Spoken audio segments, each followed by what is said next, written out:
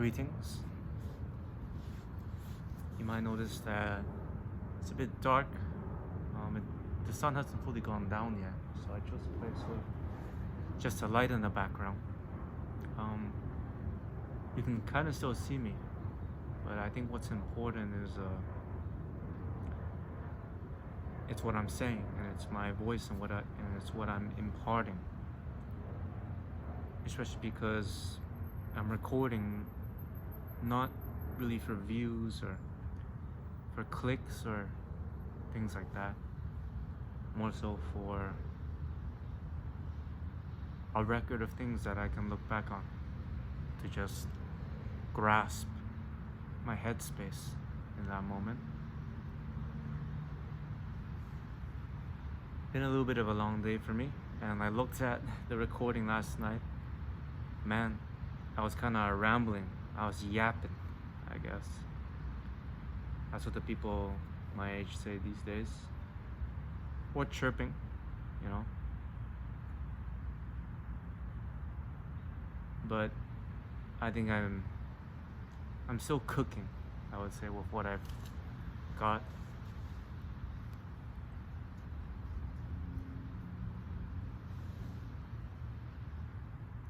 Again, like I always I've tended to start with, I think the human memory is insufficient for the amount of time that we have relative to our standing in what we need to remember or things that we do. I mean, in school, right, you get to study all you want, you can study all you want, but you're never going to be able to exactly remember every single little thing that you've read about. It's only with prompts, like questions and things like that, something that can jog and stimulate your memory, that you can really recall something. So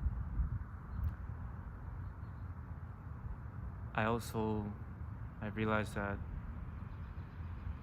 in a grander scheme of things, I don't really have much of a period of time remaining for myself, no matter how young the world may say that I am. And it's because I'm so young that I realize, stereotypically, at the end of the day, that saying's kind of overused, but I gotta make do. So here are some things I wanted to look back on my 7,768th day on this planet, in this universe, within this dimension.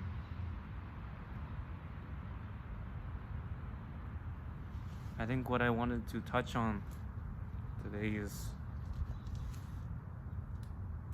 the process, the ruminations, the perspectives on improvement.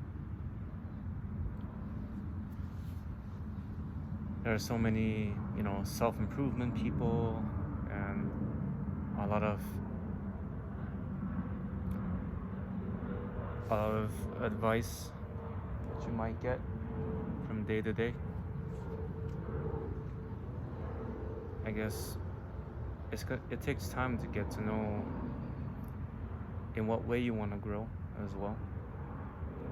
Because when you talk about improvement, I don't think you're really talking about somewhere specific unless you're truly focused on getting a specific thing. I think one of the main motivations for people wanting to improve is, sorry, there's some bugs. The main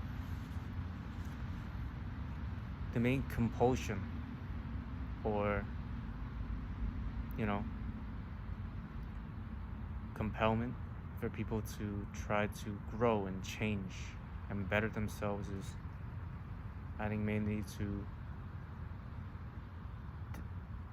chase what is good or chase what is ultimate. I think it kind of boils down to 3 or 4 things in this life. I don't know if you probably can't see it, but big mosquito, big mosquito sting my finger. I know you can't see it, but oh yeah, he's a dead boy. Maybe you can. Nah. But that was what was going on. Just felt that little prick. Apparently mosquitoes can survive in theoretically any environment, you know. Maybe there are mosquitoes in the Sahara and mosquitoes in the Antarctic. I think the only place you can truly escape them is probably the ocean, I guess. But then you would have the elements and the tides and the waves to deal with. So you gotta pick your poison, right?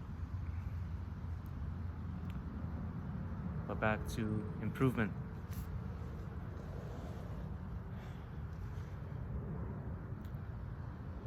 Money, power, fame, and sex. Like, those are the main things people are chasing to when they get better at things. I don't think they improve themselves purely for the enjoyment of it.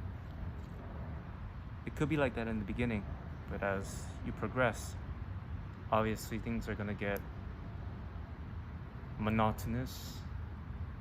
You're gonna feel mediocre. You're gonna have stumblings, and it's only those who truly continue to push. Those are the ones that get to make it out, right?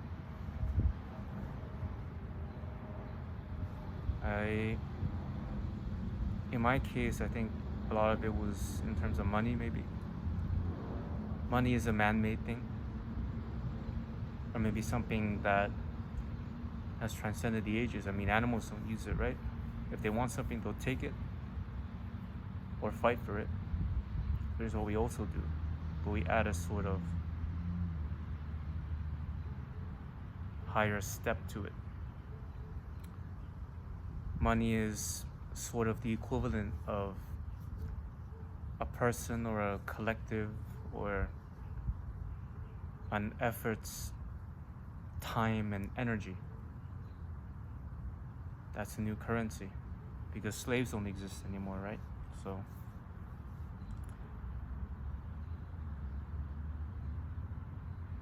for me, it was money, and I guess I had my start on self-improvement back when I was 12.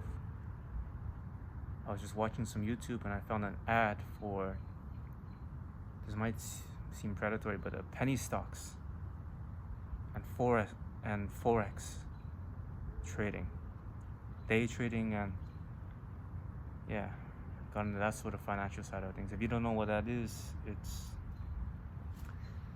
acting in sort of the global financial markets to sort of gain what you can out of it.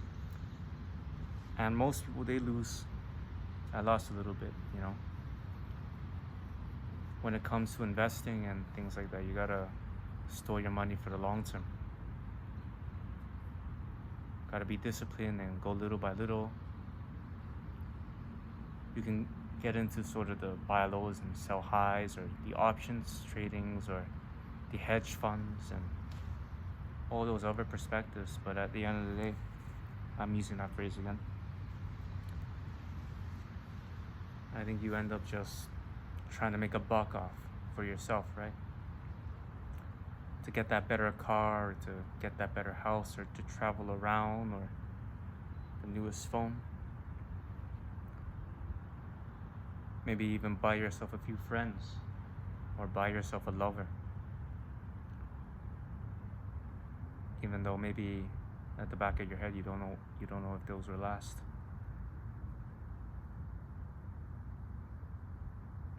But I don't think you need to be socially rich to understand what it means to be wealthy, because everybody has their highs and lows, right? It's not something to really think about. Again, I know the lighting is really bad, but I think you can kind of look at me as just sort of view upon me as just an empty shadow, right? Just a faceless being talking to the void or talking to the cosmos. I wish my vocabulary was better. I think I gotta keep improving that, but back to improvement. So, there's also all the things to get you motivated, the waking up at 4 a.m. or taking cold showers or scheduling your day to be as efficient as possible. I tried to dabble in that, but didn't really work out for me.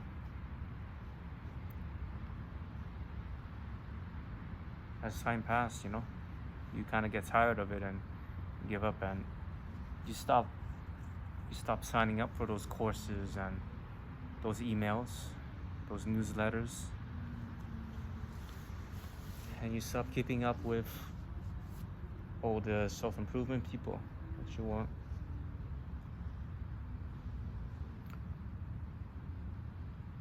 You just kind of, at least for me, I think I got tired of chasing whatever people already had. That's probably the best I can put about it. So when it comes to improvement, then what is it that really drives us, right?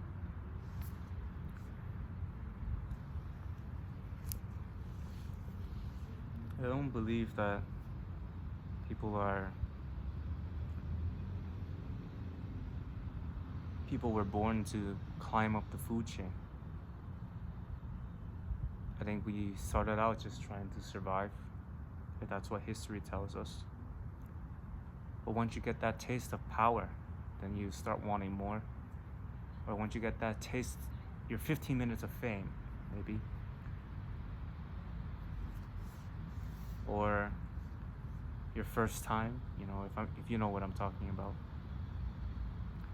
Then you'll start to truly start chasing things. That's why they say that once you get to a certain parameter of power, or you possess a certain amount of funds or following, you become corrupted, and people will tell you that you've changed, that you're not the same as you used to be. And I guess that's pretty true. You might become more greedy or more egotistical or prideful in your nature. That's definitely a possibility. So that brings me to another point. When will it be enough? Will it ever be enough? What are your standards? What are your parameters? At this point in the time, at this age, I'd like to think that people, I think they just want a couple of things, maybe a girlfriend or a boyfriend, have a good job, have a car and a house, maybe even raise some kids. And that'll be it. Or maybe they have even grander goals, to get famous or to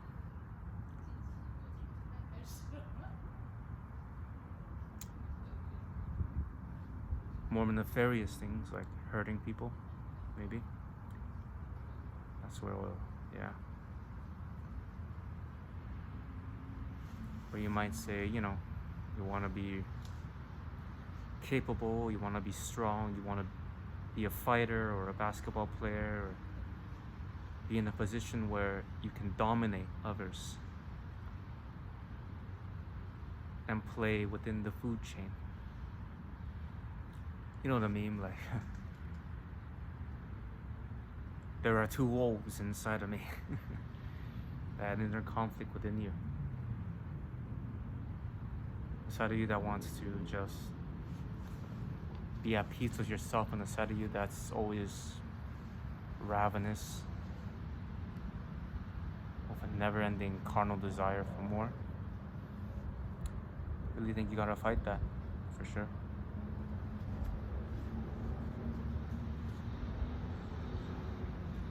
But when it comes to growing and changing and learning and then accepting, you might have to learn to stop moving the goalpost, if anything. But then you'll grow dissatisfied and you'll want to keep climbing that mountain, right? Until you physically, mentally, emotionally, contextually, you won't be able to keep climbing, and you're forced to stop at some point anyway. So this is what life feels like to me. It's just sort of a period where you just try to grow and grow and survive and be fruitful and multiply as much as you can. And you only got one chance. You're sort of winging it. And with that one chance, you gotta leave your mark on life, on others, and maybe even the annals of history.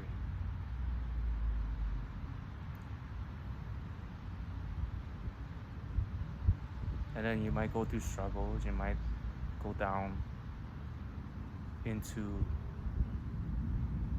self-pity and shame and regret or worry or stress. And then the cycle continues. The roller coaster or the train keeps chugging along. And you can't choose where you start either, right? It's like RNG in the game. Except there's no character creation screen. You just sort of start out somewhere and that's what you got to work with. And then you have to... Anyway, I guess the gist of the things that I'm saying is that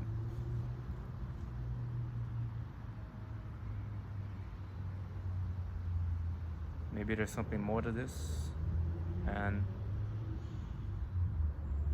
that sounded kind of pathetic. Maybe there's something more to this, but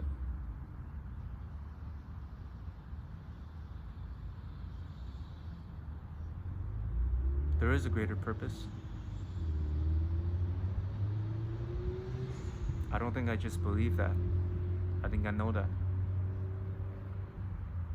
You know how there are rankings for things like first place, second place, third place, and the East popularized the alphabet rankings. Like you got the F tiers, and then at the top you got the S tiers, and there's a triple S tiers and whatnot. I think I believe in a U tier, an ultimate tier, things that maybe someone someday can reach. Could be through science, could be through battle, could be through philosophy, could be through creativity, could be through perseverance, just a multitude of things. But now that I think about it, I think this place is pretty symbolic, you know? Darkness, but there's that one light right there. So, a bit of a shorter talk today, but I just wanted to put something out before I left. And of course, I don't want to talk until somebody tells me to leave or something, or bothers me. So open your mind, fill your heart, gather your strength, and guard your soul.